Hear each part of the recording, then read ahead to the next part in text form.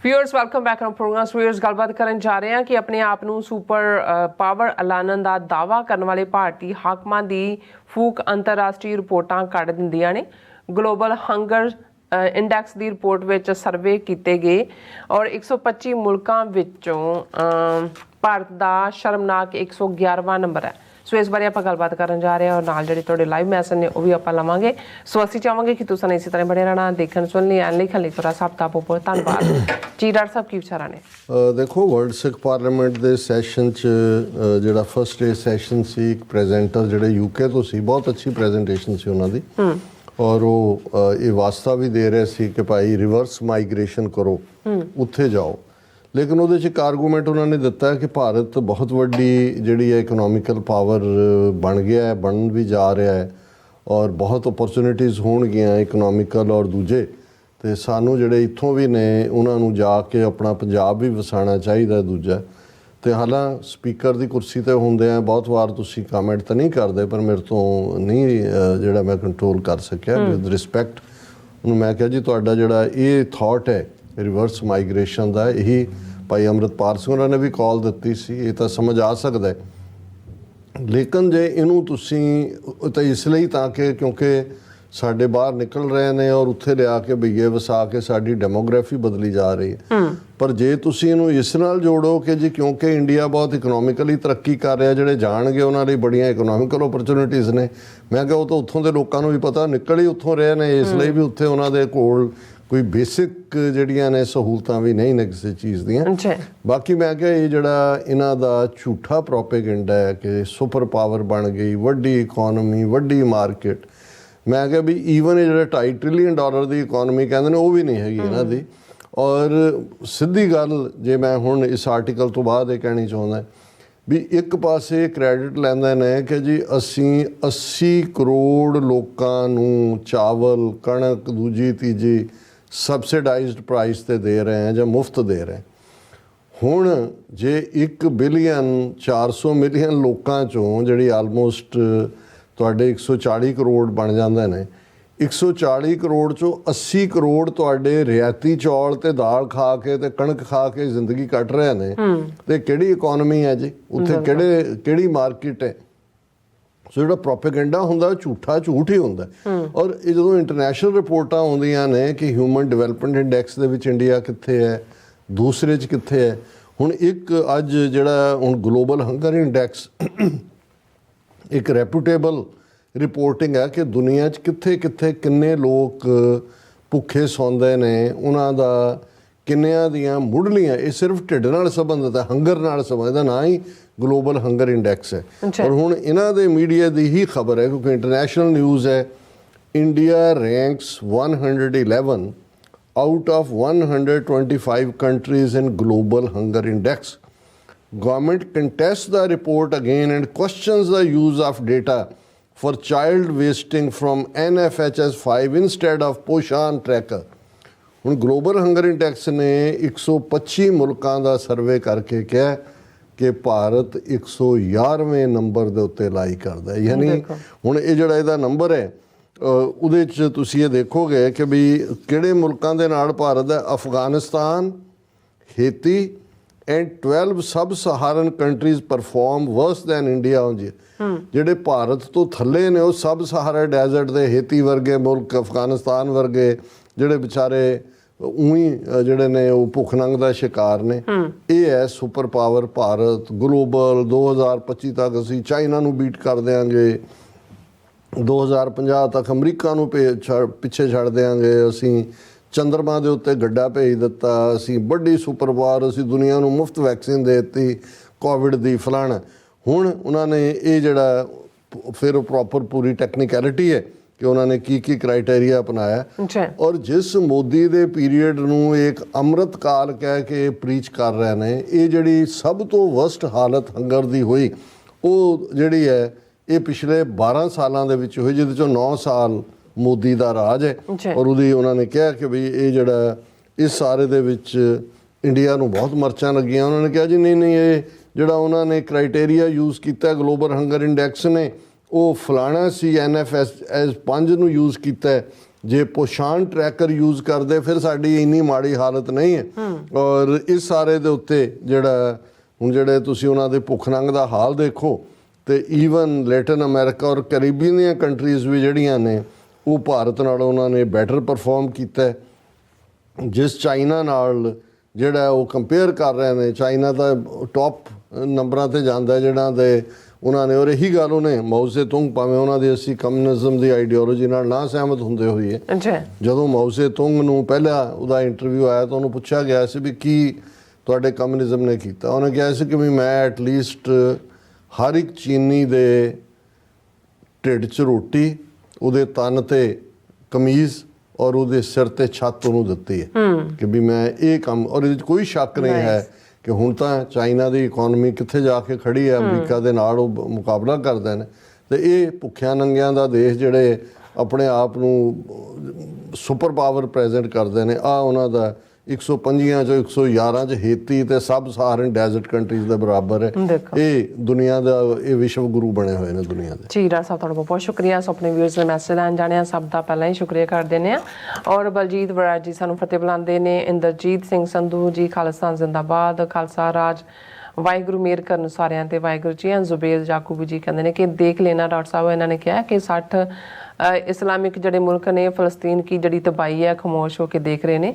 ਸੋ ਇਸੇ ਤਰ੍ਹਾਂ ਮੈਸੇਜ ਸਾਡੇ ਕੋਲ ਹੈਗਾ ਹੈ ਅਵਨੀਤ ਕੌਰ, ਇਹ ਖਾਲਸਾ ਜ਼ਿੰਦਾਬਾਦ ਕਹਿੰਦੇ ਨੇ। ਐਂਡ ਦਰਾਫੋਰ ਰੋਜ਼ ਇਕਬਾਲ ਵੀ ਖਾਲਸਾ ਜ਼ਿੰਦਾਬਾਦ ਕਹਿੰਦੇ ਨੇ। ਫਿਰ ਕਹਿੰਦੇ ਸਲਾਮ ਡਾਕਟਰ ਸਾਹਿਬ, ਪੰਜਾਬ ਇਜ਼ ਨਾ ਲਿਖਿਆ Persian word and once Persian was official language of Punjab. ਬਿਲਕੁਲ, ਸਿੱਖ ਰਾਜ ਦੀ ਸਰਕਾਰੀ ਜ਼ਬਾਨ ਵੀ ਫਾਰਸੀ ਸੀ। ਹਾਂਜੀ, ਆਬ ਫਾਰਸੀ ਚ ਪਾਣੀ ਨੂੰ ਕਹਿੰਦੇ ਨੇ ਔਰ ਪੰਜਾਬ ਲਫ਼ਜ਼ ਫਾਰਸੀ ਦਾ ਹੀ ਲਫ਼ਜ਼ ਹੈ, ਪੰਜਾਬ। ਸੋ ਇਸੇ ਤਰ੍ਹਾਂ ਸਾਡੇ ਕੋਲ ਮੈਸੇਜ ਜ਼ੁਬੇਰ ਜ਼ਾਕਬੀ ਕਹਿੰਦੇ ਨੇ ਅਗਰ ਖਾਲਸਾ ਕੌਮ ने जल्दी खालिस्तान ना बनाया तो हो सकता है कि खालसा कौम का हाल भी फ़लस्तीन कौम जैसा ही होगा। जी बिल्कुल ठीक फरमाया। हाँ जी। सो फिल जी कहते डॉक्टर साहब as a Muslim I don't hate Jewish.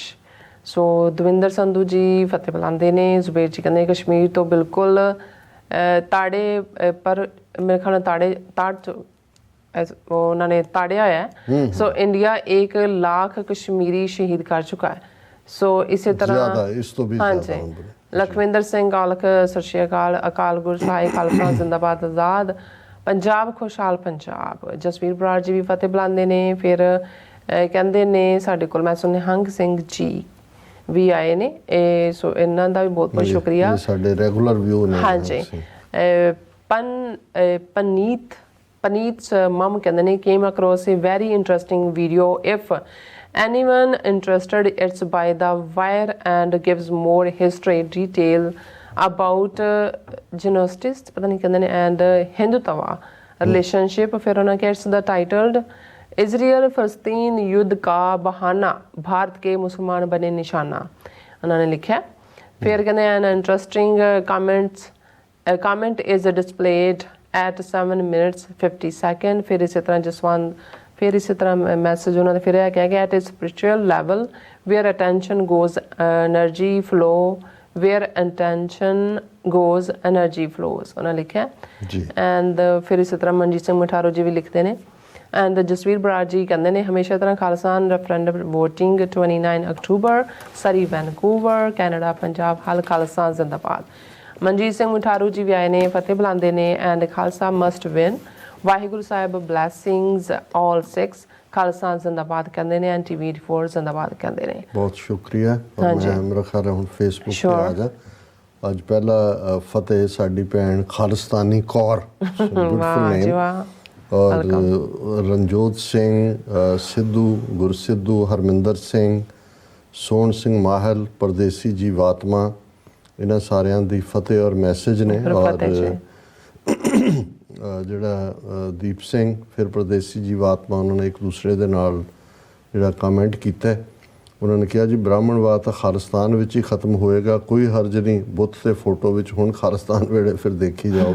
ਉਹਨਾਂ ਦਾ ਕਹਿਣਾ ਸੀ ਕਿ ਵੀ ਜੇ ਇਹ ਗਾਂਧੀ ਦੇ ਬੁੱਤ ਲਾ ਰਹੇ ਨੇ, ਪਰਦੇਸੀ ਜੀਵਾਤਮਾ ਨੇ ਕਿਹਾ ਸੀ, ਤੇ ਪੰਜਾਬ ਵਿੱਚ ਜਿਹੜੇ ਨੇ ਸਿੱਖ ਟਰੂਡੋ ਦੇ ਬੁੱਤ ਲਾਉਣ। ਸੋ ਇਸ ਦੇ ਉੱਤੇ ਡਿਬੇਟ ਚੱਲ ਰਹੀ ਸੀ। ਰਾਜਨਜੀਤ ਸਿੰਘ ਢਿੱਲੋਂ ਕਹਿੰਦੇ ਨੇ ਡਾਕਟਰ ਸਾਹਿਬ ਜਿਹੜੇ ਇਹੋ ਜਿਹੇ ਪੱਗਾਂ ਬੰਨ੍ਹ ਕੇ ਹਿੰਦੁਸਤਾਨੀ ਕਤੂਰੇ ਬਣਦੇ ਨੇ ਉਹਨਾਂ ਦੀ ਗਿੱਦੜ ਘੁੱਟ ਹੋਣੀ ਚਾਹੀਦੀ ਹੈ ਰੀਝ ਨਾਲ। ਉਹ ਤਾਂ ਹੁਣ ਵੈਸੇ ਹੀ ਫਟਕਾਰੇ ਹੋਏ ਨੇ ਜਦੋਂ ਤੁਸੀਂ ਆਪਣੀ ਕੌਮ ਦੇ ਨਾਲ ਧਰੋਹ ਕਰ ਰਹੇ ਹੁੰਦੇ ਹੋ, ਉਸ ਤੋਂ ਵੱਧ ਹੋਰ ਕੋਈ ਕਾਰਾ ਨਹੀਂ ਹੁੰਦਾ। ਰਾਜਵਿੰਦਰ ਸਿੰਘ ਉਹਨਾਂ ਨੇ, ਫਤਿਹ ਬਰਾੜ, ਸੁਖਜੀਵਨ ਸਿੰਘ ਕਹਿੰਦੇ ਨੇ ਭਾਵੇਂ ਸਿੱਖ ਕਿਸੇ ਦੇ ਹਮਾਇਤੀ ਨਹੀਂ ਪਰ ਪੰਜਾਬੀਓ, ਜਿਸ ਤਰ੍ਹਾਂ ਫਲਸਤੀਨੀ ਆਪਣੇ ਹੀ ਦੇਸ਼ ਵਿੱਚ ਸਾਰੇ ਪਾਸਿਓਂ ਘੇਰ ਕੇ ਘਸਿਆਰੇ ਬਣਾਏ, ਦੇਖੋ ਅੱਖਾਂ ਖੋਲ ਕੇ ਤੁਸੀਂ ਚਾਰੇ ਪਾਸਿਓਂ ਘਿਰ ਚੁੱਕੇ ਹੋ। ਵੋਟ ਤਾਕਤ ਜਿੰਨੀ ਮਿਲਦੀ ਹੈ ਹਾਸਲ ਕਰੋ, ਹੋਰ ਕੋਈ ਲੜਾਈ ਨਹੀਂ ਲੜ ਸਕਦੇ। ਇਹਦੇ 'ਚ ਕੋਈ ਸ਼ੱਕ ਨਹੀਂ ਹੈ ਕਿ ਵੀ ਹਾਲਤਾਂ ਇਹ ਜਿਹੜੀਆਂ ਕਸ਼ਮੀਰੀ ਨੇ, ਫਲਸਤੀਨੀ ਨੇ, ਕੁਰਦ ਵੀ ਨੇ, ਉਹ 4-5 ਮੁਲਕਾਂ ਦੇ ਵਿੱਚ ਕਰ ਰਹੇ ਨੇ। ਇਹਨਾਂ ਦੀਆਂ ਹੋਰ ਅਫਰੀਕਾ 'ਚ ਵੀ ਕੁਝ ਖਿੱਤੇ ਨੇ ਜਿਹਦੇ 'ਚ ਜਿਹੜੇ ਕਬੀਲੇ ਘਿਰੇ ਹੋਏ ਨੇ, ਉਹ ਜਿਹੜੇ ਡੋਮੀਨੇਟ ਨੇ ਉਹਨਾਂ ਨੂੰ ਦਬਾਉਂਦੇ ਨੇ।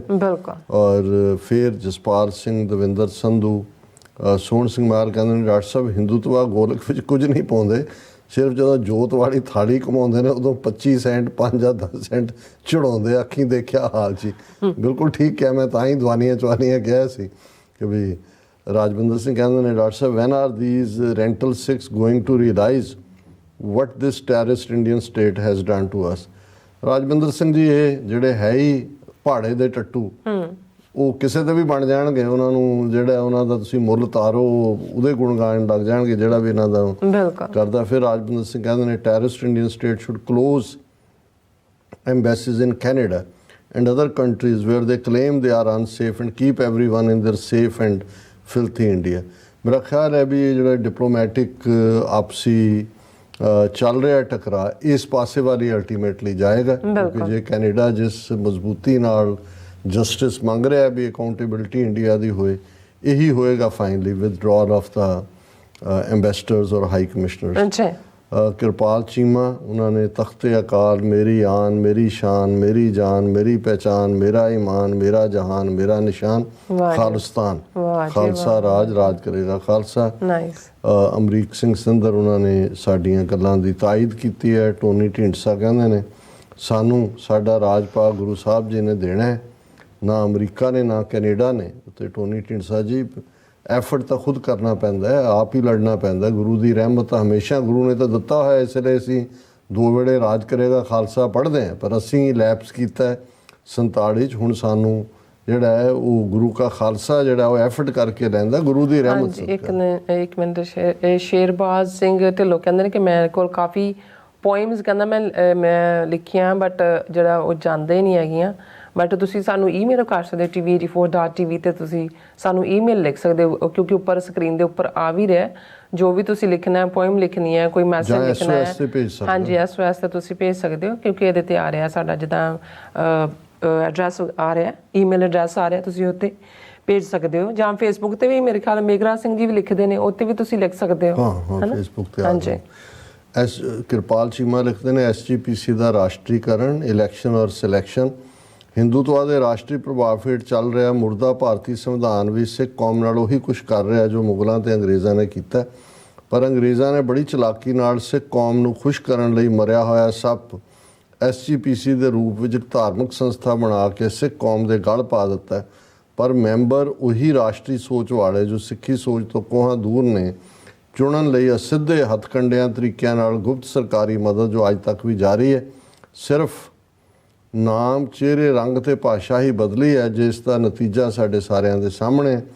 ਸਹਿਜਧਾਰੀ ਸਿੱਖ ਨਾਮ ਦੇ ਧੋਖੇ ਵਾਲੇ ਸ਼ਬਦ ਪਰਿਭਾਸ਼ਾ ਨਾਲ ਸਿੱਧੇ ਤਰੀਕੇ ਨਾਲ ਗੈਰ ਸਿੱਖਾਂ ਤੇ ਪ੍ਰਵਾਸੀਆਂ ਦੀਆਂ ਵੋਟਾਂ ਬਣਾ ਕੇ ਆਉਣ ਵਾਲੇ ਸਮੇਂ ਵਿੱਚ ਸਿੱਖ ਕੌਮ ਦੀ ਕਮਾਨ ਵੀ ਗੈਰ ਸਿੱਖਾਂ ਨੂੰ ਦਿੱਤੀ ਜਾ ਸਕਦੀ ਹੈ।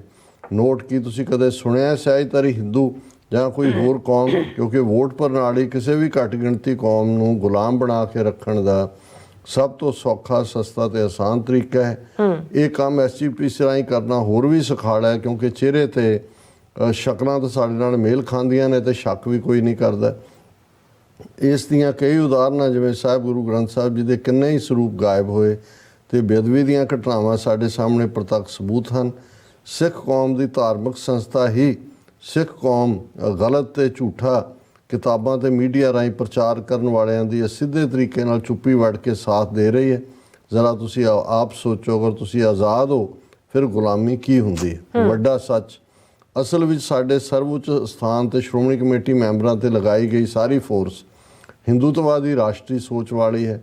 ਜੇ ਸ਼੍ਰੋਮਣੀ ਕਮੇਟੀ ਮੈਂਬਰਾਂ ਤੇ ਸ਼੍ਰੋਮਣੀ ਕਮੇਟੀ ਮੈਂਬਰਾਂ ਤੇ ਸਿੱਧਾ ਕੰਟਰੋਲ ਰੱਖਦੀ ਹੈ ਤੇ ਪੂਰੀ ਖਬਰ ਦਿੱਲੀ ਪਹੁੰਚਾਉਂਦੀ ਹੈ, ਜਿਸ ਕਾਰਨ ਕੋਈ ਵੀ ਮੈਂਬਰ ਬੋਲਣ ਦੀ ਹਿੰਮਤ ਨਹੀਂ ਕਰਦਾ। ਮਤਲਬ ਤੁਸੀਂ ਸਾਰੇ ਜਾਣਦੇ ਹੋ ਤੁਹਾਡੀ ਆਜ਼ਾਦੀ ਵੀ ਤੁਹਾਡੇ ਗੁਰੂ ਦੇ ਆਜ਼ਾਦ ਤਖਤੇ ਅਕਾਲ ਦੀ ਆਜ਼ਾਦ ਹੋਂਦ ਨਾਲ ਜੁੜੀ ਹੋਈ ਹੈ। ਤਖਤੇ ਅਕਾਲ ਦੀ ਆਜ਼ਾਦੀ ਤੁਹਾਡੀ ਤੇ ਪੂਰੀ ਸਿੱਖ ਕੌਮ ਭਾਵ ਪੂਰੀ ਮਨੁੱਖਤਾ ਦੀ ਆਪਣੀ ਆਜ਼ਾਦੀ ਹੈ।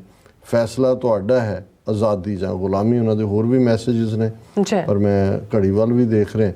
ਉਹਨਾਂ ਨੇ ਬਿਲਕੁਲ ਠੀਕ ਕਿਹਾ ਔਰ ਅਸੀਂ ਇਸ ਦੇ ਉੱਤੇ ਅਕਸਰ ਗੱਲ ਵੀ ਕੀਤੀ ਹੈ ਕਿ ਜਦੋਂ ਇਹ ਸ਼੍ਰੋਮਣੀ ਕਮੇਟੀ ਦਾ ਡਰਾਫਟ SGPC ਦਾ ਬਣਾ ਕੇ ਜੇਲ੍ਹ 'ਚ ਸਰਕੂਲੇਟ ਕੀਤਾ ਜਾ ਰਿਹਾ ਸੀ ਕਿ ਜਿਹੜਾ ਇਹਨੂੰ ਮੰਨੇਗਾ ਉਹ ਜੇਲ੍ਹ ਤੋਂ ਬਾਹਰ ਆ ਸਕਦਾ ਤੇ ਤੇਜਾ ਸਿੰਘ ਸਮੁੰਦਰੀ ਔਰ ਈਵਨ ਮਾਸਟਰ ਤਾਰਾ ਸਿੰਘ ਵੀ ਉਸ ਪੀਰੀਅਡ 'ਚ ਔਰ ਹੋਰ ਇੱਕ ਕਲਾਸ ਸੀ ਜਿਨ੍ਹਾਂ ਨੇ ਕਿਹਾ ਕਿ ਭਾਈ ਅਸੀਂ ਤਾਂ ਸਟਰਗਲ ਕਰ ਰਹੇ ਹਾਂ ਕਿ ਗੁਰਦੁਆਰੇ ਮਹੰਤਾਂ ਤੋਂ ਆਜ਼ਾਦ ਕਰਵਾਉਣੇ ਨੇ, ਕਿਉਂਕਿ ਮਹੰਤਾਂ ਦੀ ਪਿੱਠ ਅੰਗਰੇਜ਼ੀ ਸਰਕਾਰ ਠੋਕ ਰਹੀ ਹੈ। ਪਰ ਹੁਣ ਅਸੀਂ ਐਸਾ ਗੁਰਦੁਆਰਾ ਐਕਟ ਮੰਨਣ ਜਾ ਰਹੇ ਹਾਂ ਜਿਹਦੇ ਵਿੱਚ ਫੈਸਲਾ ਹੀ ਸਰਕਾਰ ਕਰੇਗੀ ਕਿ ਚੋਣਾਂ ਕਦੋਂ ਕਰਵਾਉਣੀਆਂ ਨੇ, ਸਿੱਖ ਦੀ ਡੈਫੀਨੇਸ਼ਨ ਕੀ ਹੈ। ਜਿਵੇਂ ਸਰ ਕਿਰਪਾਲ ਸਿੰਘ ਜੀ ਨੇ ਸਹਿਜਧਾਰੀ ਦੇ ਮੁੱਦੇ ਤੇ ਕਿਵੇਂ ਇੱਕ 3rd ਕਲਾਸ ਜਿਹਾ ਬੰਦਾ ਪਰਮਜੀਤ ਕੇ ਕੀ ਉਹਦਾ ਨਾਂ ਸੀ ਜੀ, ਸਹਿਜਧਾਰੀ ਪਰਮਜੀਤ ਰੇਣੂ ਸਹਿਜਧਾਰੀ ਫੈਡਰੇਸ਼ਨ ਫਲਾਣਾ, ਸੁਪਰੀਮ ਕੋਰਟ 'ਚ 6 ਸਾਲ 7 ਸਾਲ ਚੋਣਾਂ ਹੀ ਰੋਕ ਛੱਡੀਆਂ ਕਿ ਜੀ ਸਹਿਜਧਾਰੀ ਫੈਡਰੇਸ਼ਨ ਵੀ ਹੱਕ ਮੰਗਦੀ ਹੈ।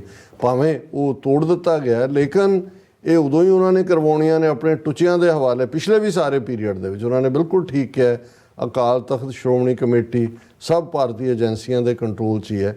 ਪਰ ਜਿਹੜੇ ਕਈ ਵਾਰ ਆਵਾਜ਼ ਵੀ ਦਿੰਦੇ ਨੇ ਕਿ ਫ੍ਰੀ ਅਕਾਲ ਤਖਤ ਜਾਂ ਫ੍ਰੀ ਸ਼੍ਰੋਮਣੀ ਕਮੇਟੀ, ਮੈਨੂੰ ਲੱਗਦਾ ਹੈ ਕਿ ਵੀ ਇਹ ਵੀ ਭਾਵੇਂ ਉਹਨਾਂ ਦੀ ਇੰਟੈਂਟ ਬਿਲਕੁਲ ਠੀਕ ਹੁੰਦੀ ਹੈ, ਲੇਕਿਨ ਹੁਣ ਜਦੋਂ ਤੱਕ ਖਾਲਿਸਤਾਨ ਦੀ ਮੁਕੰਮਲ ਆਜ਼ਾਦੀ ਸਾਨੂੰ ਹਾਸਿਲ ਨਹੀਂ ਹੁੰਦੀ ਅਸੀਂ ਆਪਣੀਆਂ ਇੰਸਟੀਟਿਊਸ਼ਨਸ ਨੂੰ ਆਜ਼ਾਦ ਨਹੀਂ ਕਰਵਾ ਸਕਦੇ, ਕਿਉਂਕਿ ਇੱਥੇ ਉਹਨਾਂ ਨੇ ਉਸ ਕਿਸਮ ਦੇ ਜਿਹੜੇ ਉਹਨਾਂ ਦੇ ਹੱਥ ਠੋਕੇ ਨੇ, ਉਹਨਾਂ ਦੇ ਟੌਂਟ ਬਟੌਂਟ ਨੇ, ਉਹਨਾਂ ਤੇ ਉੱਤੇ ਉਹਨਾਂ ਦਾ ਪੂਰਾ ਕੰਟਰੋਲ ਹੈ, ਉਹਨਾਂ ਨੂੰ ਹੀ ਉਹਨਾਂ ਨੇ ਕਾਬਜ਼ ਰੱਖਣਾ ਜੀ। ਡਾਕਟਰ ਸਾਹਿਬ ਤੁਹਾਡਾ ਬਹੁਤ ਬਹੁਤ ਸ਼ੁਕਰੀਆ, ਤੁਸੀਂ ਆਪਣੇ ਵਿਚਾਰ ਸਾਡੇ ਦਰਸ਼ਕਾਂ ਨਾਲ ਸਾਂਝੇ ਕੀਤੇ ਨੇ। ਸੋ ਇਸ ਤਰ੍ਹਾਂ ਆਪਣੇ ਵੀਅਰਸ ਕੋਲ ਨੇ ਇਜਾਜ਼ਤ। ਵੀਅਰਸ ਸਾਡੇ ਪ੍ਰੋਗਰਾਮ ਦਾ ਸਮਾਂ ਇੱਥੇ ਮੁੱਕਦਾ। ਤੁਸੀਂ ਆਪਣੀ ਰਾਏ ਤੇ ਸੁਝਾਅ ਸਾਨੂੰ ਭੇਜਣਾ ਭੁੱਲਣਾ ਸਾਡੇ ਇਸ ਪਤੇ ਤੇ SOS@TV ਤੇ ਅਸੀਂ ਆਪਣਾ ਪ੍ਰੋਗਰਾਮ ਲੈ ਕੇ ਫਿਰ ਦੁਬਾਰਾ ਤੁਹਾਡੇ ਸਨਮੁਖ ਹੋਵਾਂਗੇ। ਤਦ ਤੱਕ ਲਈ ਮੈਨੂੰ ਤੇ ਆਪਣਾ ਸੁਣਾ ਗਿਆ ਦੋ ਦੇਖਦੇ ਰਹੋ TV।